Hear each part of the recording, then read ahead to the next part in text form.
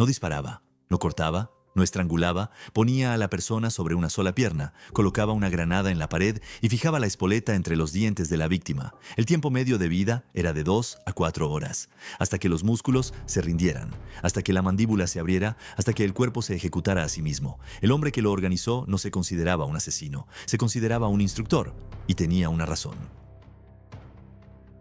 Eleanor Sterling vivió en la misma casa durante 41 años, una pequeña casa de 2 plantas en las afueras de Portland, en el condado de Clackamas, Oregón. La valla blanca, el césped bien cuidado, el buzón con la inscripción descolorida Sterling. Todo ello formaba parte de su vida desde hacía tanto tiempo que los vecinos ya no recordaban la calle sin esa casa. Trabajó como bibliotecaria escolar durante 34 años hasta que se jubiló en 1989. Después de eso, su rutina diaria apenas cambió. Se levantaba a las 6 de la mañana, tomaba café en la terraza, paseó hasta la tienda de comestibles de la esquina de Maple Street, charla con la vecina a través de la valla. Por la noche, televisión, tejer y llamar a su hijo si estaba localizable. Su hijo, Nathaniel, estaba sirviendo lejos. Ella sabía que estaba en el ejército, pero no conocía los detalles. Llamaba de vez en cuando, hablaba poco, pero siempre terminaba igual. ¿La casa sigue ahí? Ella se reía y respondía, sí, sigue ahí, te espero.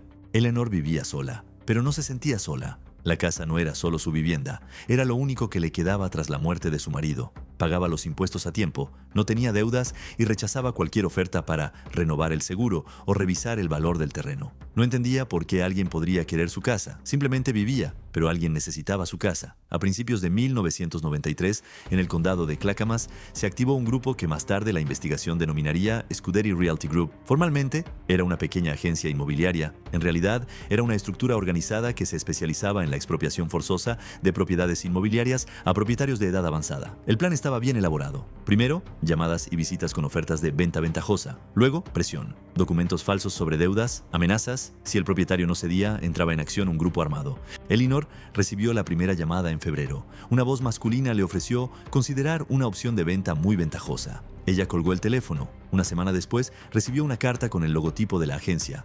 Evaluación preliminar de su propiedad. La tiró a la basura sin abrirla. En marzo, 2 hombres vestidos con traje se presentaron personalmente en su casa. Eran educados, sonrientes y llevaban una carpeta con documentos. Le explicaron que la zona pronto sería remodelada, que el valor del terreno bajaría y que era mejor vender ahora, mientras la oferta era ventajosa. Eleanor respondió que la casa no estaba en venta. Los hombres se marcharon. 2 semanas después, la llamaron de nuevo. Esta vez la voz era diferente, sin sonrisa, sin cortesía. Le dijeron que tenía una deuda por el impuesto sobre la propiedad y que, si no se resolvía el asunto, se iniciaría un proceso judicial. Eleanor llamó a Hacienda y comprobó que no tenía ninguna deuda.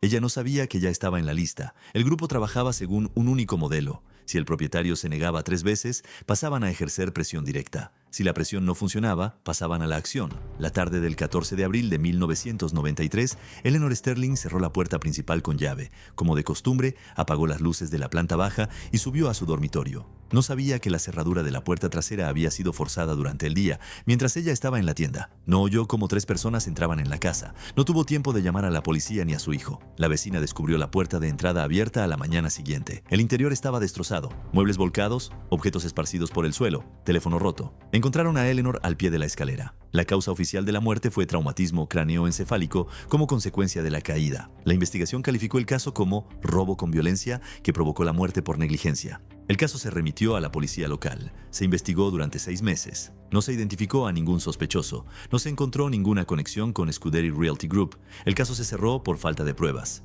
Eleanor Sterling fue enterrada en el cementerio municipal de Portland. Al funeral asistieron 11 personas. Su hijo no estaba entre ellas. Se enteró de su muerte 4 meses después, cuando regresó de una zona en la que no funcionaba ninguna línea de comunicación. Y eso fue el comienzo de la pesadilla.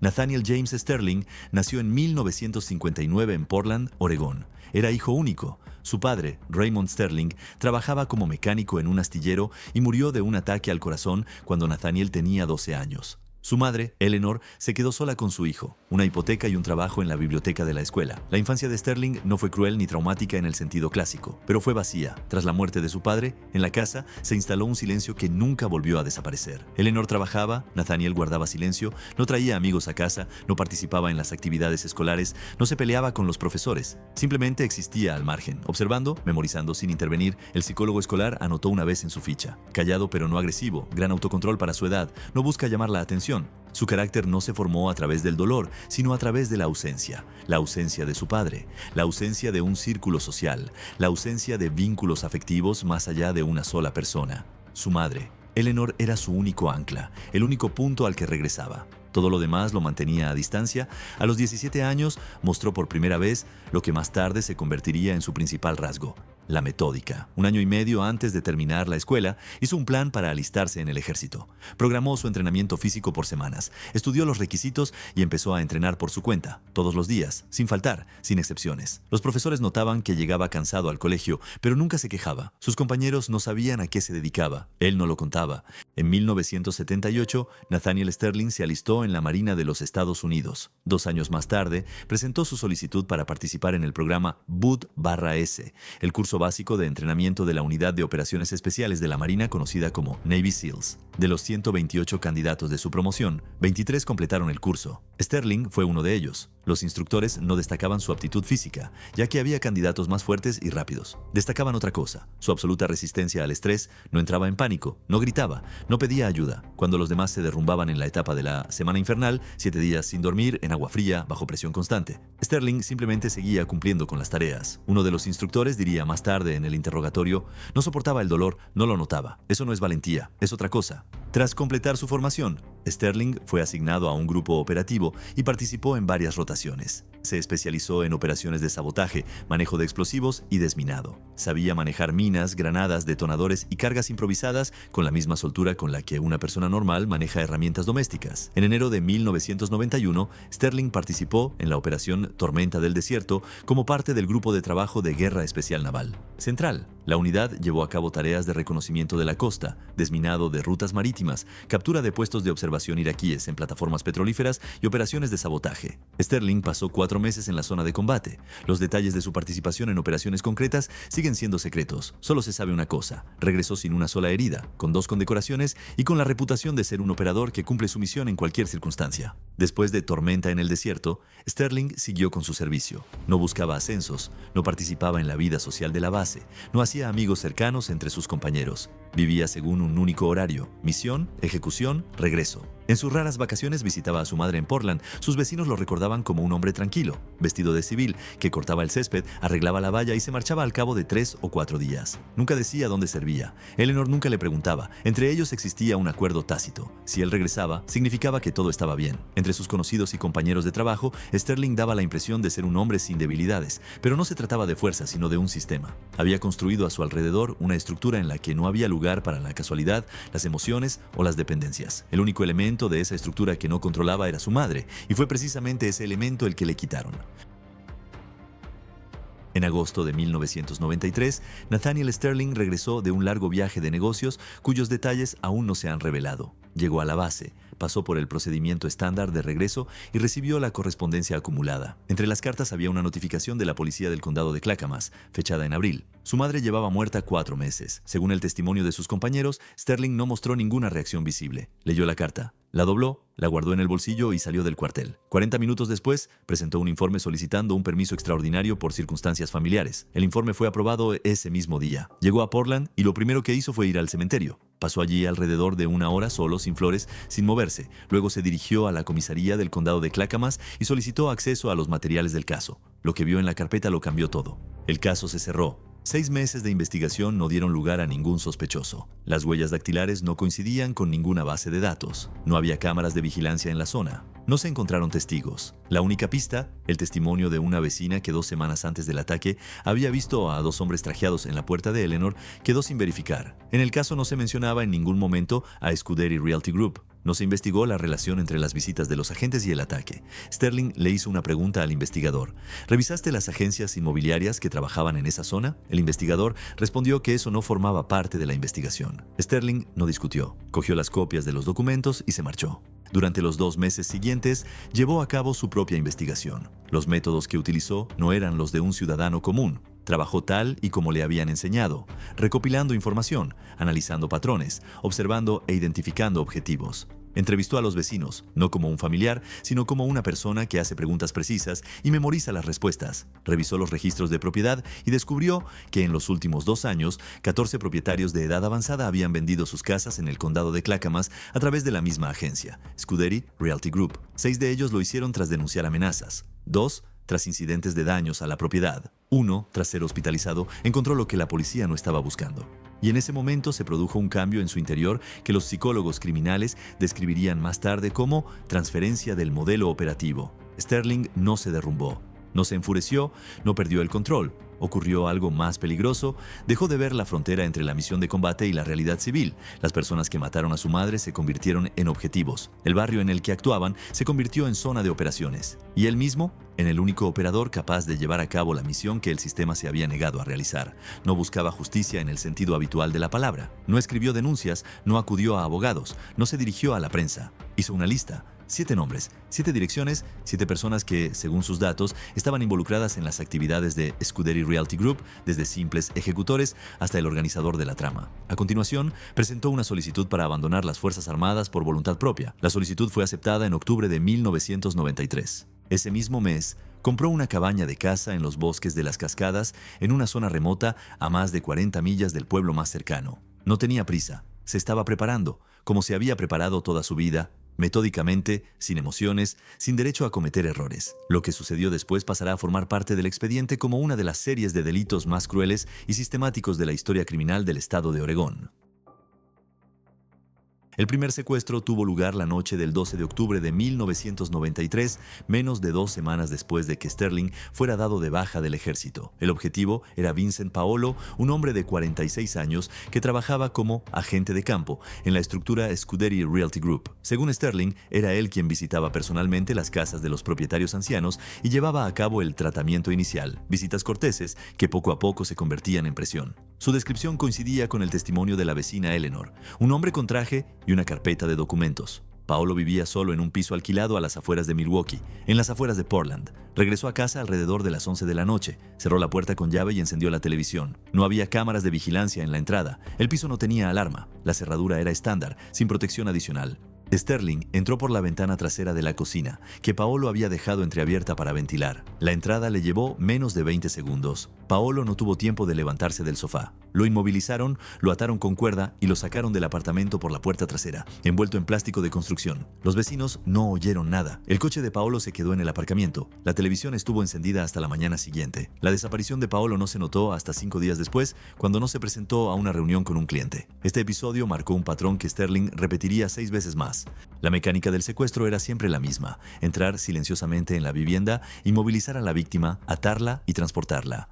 Sterling actuaba solo. No utilizaba armas de fuego en los secuestros, solo el control físico y el factor sorpresa. Para atar a sus víctimas, utilizaba cordón de nylon tipo 3, especificación 1000C5040, color Olive Drab Batch 7. Un cordón que se suministraba exclusivamente a las unidades de operaciones especiales de la Marina. Los nudos con los que inmovilizaba las extremidades eran los tácticos estándar del arsenal de entrenamiento de campo de los SEAL. No cambiaba de método según el caso, no improvisaba. Cada secuestro parecía una repetición de la misma operación, con la única diferencia del domicilio y la ubicación de las entradas. Todos los secuestrados eran llevados a un mismo lugar, una cabaña de caza en los bosques de las montañas Cascade, comprada por Sterling en octubre. La construcción se encontraba en una zona aislada, a más de 40 millas del asentamiento más cercano. Solo había un camino de tierra que conducía hasta ella, intransitable durante la temporada de lluvias. Los vecinos más cercanos, cazadores estacionales, no aparecían por allí más de 2 o 3 veces al año. Sterling convirtió esta casita en lo que la investigación más tarde denominaría campo de entrenamiento disciplinario. El territorio circundante estaba equipado según los estándares conocidos por cualquier veterano de las fuerzas especiales: perímetro, puestos de observación, sistema de tensores. En el interior las condiciones eran mínimas: literas, un cubo y una fuente de agua. Las víctimas estaban sometidas a un estricto horario militar: levantarse a las 5 de la mañana, ejercicios físicos sin importar el tiempo que hiciera, formar, instrucciones, apagón a las 22:00. Sterling no se dirigía a ellos por sus nombres, sino por sus números. Cadete 1, Cadete 3, Cadete 6, hablaba con voz firme y autoritaria. No gritaba, no insultaba, no mostraba emociones. Cada alumno pasaba por un procedimiento que Sterling llamaba interrogatorio. Hacía preguntas sobre las actividades de Scuderi Realty Group, quién tomaba las decisiones, quién daba las órdenes para las acciones violentas, quién participó en el ataque a Eleanor Sterling. Exigía nombres, fechas y direcciones, anotaba las respuestas en un cuaderno. Por cada mentira descubierta al cotejar los testimonios de los distintos cadetes, se imponía un castigo, la amputación de una falange del dedo con un cuchillo de campaña. El procedimiento se realizaba sin anestesia, pero con tratamiento de la herida. Sterling utilizaba un botiquín de campaña y material de vendaje. No permitía que el cadete muriera prematuramente por infección o pérdida de sangre. No se trataba de crueldad por crueldad, era un sistema de castigos, tan metódico como todo lo demás en su operación. La etapa final para cada cadete era lo que Sterling denominaba prueba de resistencia. El procedimiento era siempre el mismo. La víctima era colocada en una postura que la investigación posterior denominaría postura de la garza, de pie sobre una pierna, con las manos a la espalda. Se fijaba una granada de combate M67 con el seguro quitado a la altura de la cara en la pared. Lo único que sujetaba el percutor eran los dientes o la barbilla de la víctima. Mientras la persona permanecía de pie y sujetaba la espoleta, seguía viva. En cuanto los músculos de las piernas fallaban, el cuerpo perdía el equilibrio, la mandíbula se abría, la espoleta se soltaba, el seguro se liberaba y al cabo de 4 o 5 segundos, la granada detonaba. Sterling no tocó a la víctima en el momento de la muerte. No dio la orden, no apretó el gatillo, se sentó enfrente a una distancia suficiente para su propia seguridad y esperó, a veces durante horas. Según las estimaciones de la investigación, el tiempo medio de retención era de 2 a 4 horas. Dependía de la preparación física de la víctima, su peso, su nivel de fatiga y su grado de deshidratación. Ningún cadete superó la prueba. Sterling no lo consideraba un asesinato, lo consideraba una selección.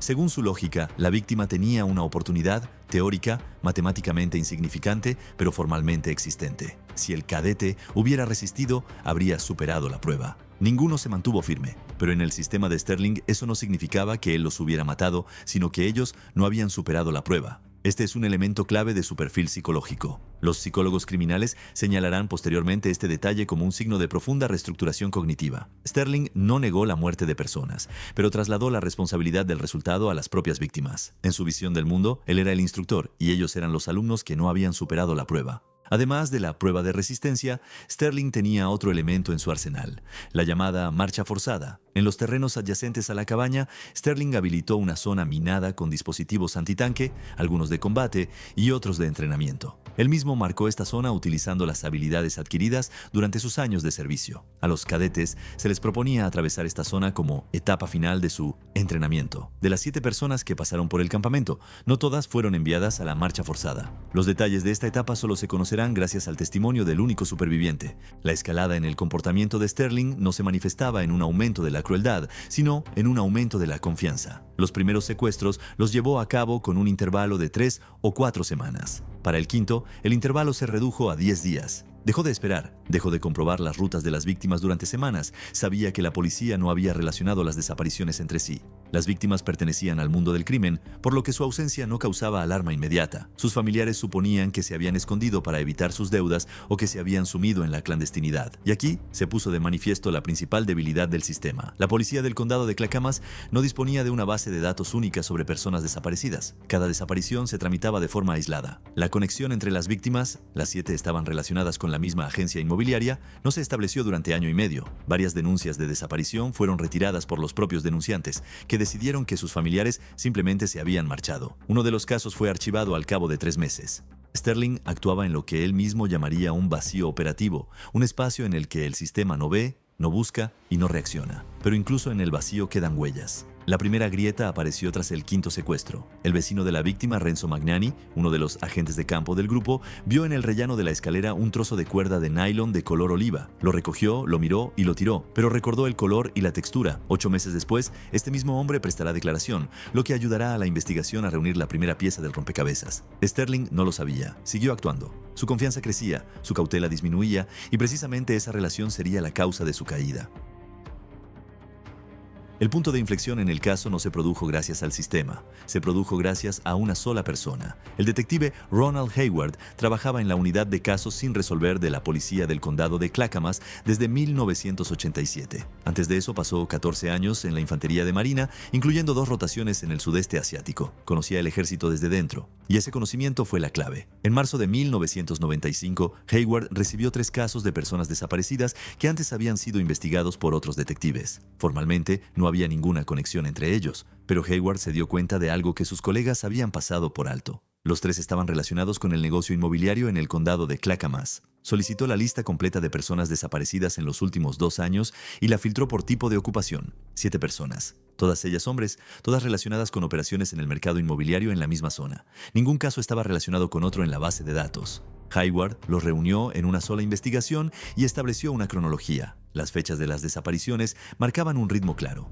Los intervalos entre las 4 primeras eran de 3 a 4 semanas y luego se aceleraron a 10 o 12 días. No era caos, era un patrón. El siguiente paso fue visitar los apartamentos de los desaparecidos. En la mayoría de los casos no se encontraron pistas, pero el vecino de la quinta víctima recordó que el día de la desaparición había encontrado en el rellano de la escalera un trozo de cuerda de nylon, de color verde oscuro, gruesa, trenzada, parecida a la militar. Hayward reconoció la descripción al instante. Paracord tipo 3, color olive drab. Cordón estándar de las unidades especiales de la Marina. Young solicitó al Departamento Militar una lista de los operadores de las Fuerzas Especiales despedidos en el estado de Oregón. Menos de 20 personas. El nombre de Nathaniel Sterling apareció al tercer día de la investigación, despedido en octubre de 1993, 2 semanas antes de la primera desaparición. Su madre, Eleanor Sterling, falleció en abril de ese mismo año. Caso cerrado. La zona, condado de Clackamas. En octubre se registró a su nombre una parcela con una cabaña de caza en los bosques de las montañas Cascade,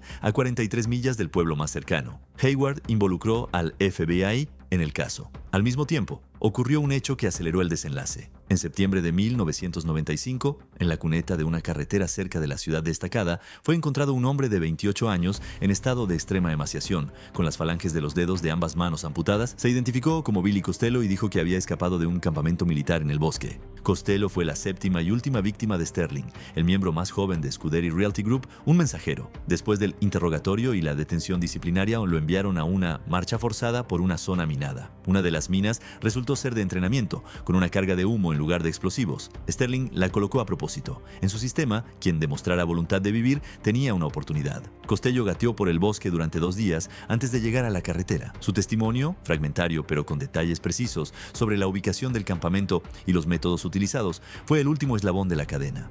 Durante el registro de la cabaña de caza, el grupo del FBUNE encontró restos de paracord del mismo lote, fragmentos de municiones, equipo de campo y un cuaderno con encuadernación de cuero. El diario de operaciones era un documento en el que Sterling registraba el desarrollo de la operación. A cada cadete se le dedicaba una página: nombre, fecha, resultados de los interrogatorios, infracciones, evaluación final. Frente al nombre del líder de la banda, Dominic Scudery, había una nota. El cadete no superó la prueba de resistencia, expulsado por motivos de salud. Motivo: rotura de corazón 10 minutos antes de la detonación. Sterling no estaba en la cabaña. Un grupo especial del FBI lo encontró el 23 de noviembre de 1995 en el cementerio municipal de Portland. Estaba sentado en una vieja silla plegable frente a la tumba de su madre. Junto a él, en el suelo, había 2 objetos: una boina de operador SEAL y un rifle militar limpio y cargado. El arma no estaba cargada, no opuso resistencia, no dijo ni una palabra. Se levantó, se volvió hacia los agentes y puso las manos detrás de la cabeza, el procedimiento estándar de rendición que él conocía mejor que cualquiera de los presentes.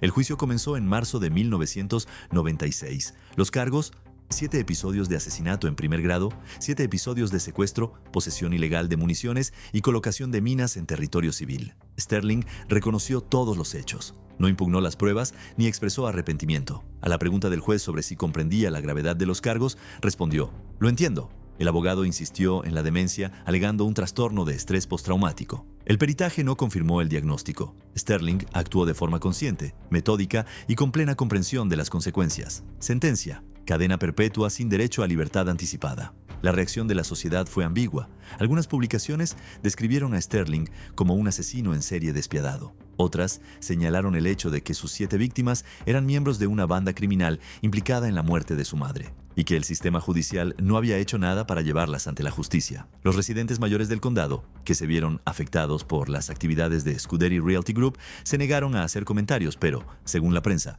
no expresaron su condolencia por los fallecidos. Tras el proceso, la policía del condado llevó a cabo una investigación interna. Se detectaron errores sistémicos, dispersión de los casos, estudio insuficiente de las versiones del caso de Eleanor Sterling, ignorancia de las denuncias de presión por parte de las agencias inmobiliarias. Como resultado, se introdujeron nuevos protocolos para trabajar con personas desaparecidas. Las actividades de Scuderi Realty Group se investigaron por separado. Los 3 participantes restantes fueron procesados por fraude y extorsión. Nathaniel Sterling no concedió entrevistas, no escribió cartas, no presentó apelaciones. Según los datos de la administración penitenciaria, seguía el horario diario con una precisión poco habitual entre los reclusos. Levantarse, hacer ejercicio físico, leer, acostarse. Como si siguiera viviendo según el horario que él mismo había elaborado. Algunos casos no dejan lecciones, dejan una sombra, larga y móvil, que se extiende a lo largo de la frontera entre lo que se considera justicia y lo que se considera ley. Este caso es uno de ellos.